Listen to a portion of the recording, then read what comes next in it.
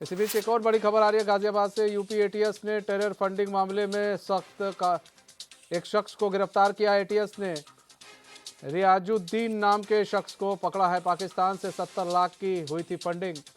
Canara bank की Faridnagar branch में हुई थी फंडिंग। बिहार का राहुल कर रहा था खाते का संचालन। उसी के मोबाइल नंबर से लिंक था खाता। यूपी एटीएस पूछताछ करने में जुटी। राहुल की भी जल्द हो सकती है गिरफ्तारी। 10,000 महीने पर किराए पर दिया था खाता। बैंक ने इंटेलिजेंस को दी थी सूचना। तो बड़ी खबर आपको बता रहे हैं इस वक्त की। यूपी एटीएस को एक और बड़ी सफलता मिली है। यूपी एटीएस ने टेरर फंडिंग मामले में एक शख्स को गिरफ्तार किया है।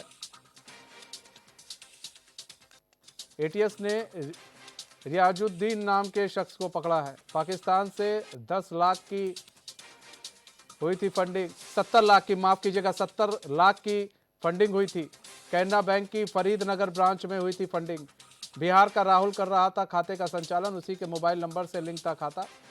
यूपी एटीएस पूछताछ करने में जुटी है। राहुल की भी जल्द गिरफ्तारी हो सकती है।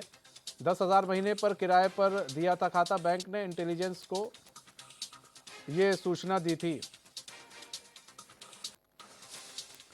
हमारे साथ यूपी हेड अमितेश श्रीवास्तव जुड़ चुके हैं। अमितेश, एक शख्स की गिरफ्तारी की गई है, यूपी एटीएस ने गिरफ्तार किया है टेरर फंडिंग मामले में। क्या है पूरा मामला, क्या है? देखिए मनीष, यूपी एटीएस को एक बड़ी कामयाबी हाथ लगी है, कह सकते हैं। दरअसल गाजियाबाद से यूपी एटीएस ने टेरर फंडिंग मामले में एक शख्स को पकड़ा है और रियाजुद्दीन नाम का जो शख्स है उसको एटीएस ने पकड़ा है। और इस पे आरोप है कि पाकिस्तान से 70 लाख की जो फंडिंग हुई थी केनरा बैंक की जो फरीदनगर ब्रांच में, उसमें खासतौर पे इसकी भूमिका पाई गई है।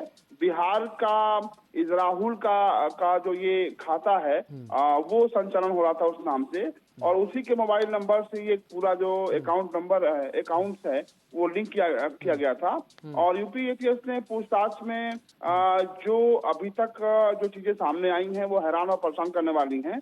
और जो इस राहुल है वो उसकी भी जो गिरफ्तारी है उसके लिए लगातार यूपी एटीएस दबिश डाल रही है।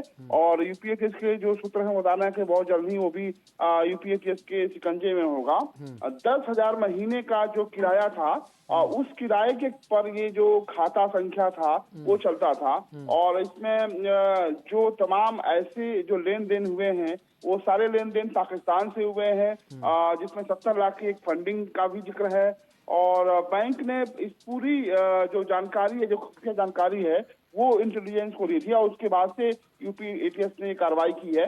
तो जाहिर सी बात है कि कल हम और आप चर्चा कर रहे थे कि जिस तरीके से अभी लगातार यूपी एटीएस के हाथ कामयाबी लग रही है, आने वाले दिनों में और बड़ी संख्या में जो इसके तार जुड़ रहे हैं वो तमाम ऐसे आरोपी जो संदिग्ध हैं उनको यूपी एटीएस शिकंजे में लेने वाली है। और पूरा जो टेररिस्ट फंडिंग का जो एजेंडा चल रहा है हिंदुस्तान में, उसको लेकर खासतौर पे यूपी एटीएस बेहद सक्रिय है। और जो सूत्र हैं यूपी एटीएस के, उनके हिसाब से पूरी जो छापेमारी जो कार्रवाई है वो चल रही है। यूपी पुलिस को भी अलर्ट कर दिया गया है। और फिलहाल ये माना जा रहा है कि जो अभी गाजियाबाद से रियाजुद्दीन की जो गिरफ्तारी हुई है उसके बाद से और जो इसके तार हैं वो जोड़ने की जो कोशिश है वो यूपी एटीएस करने जा रही है।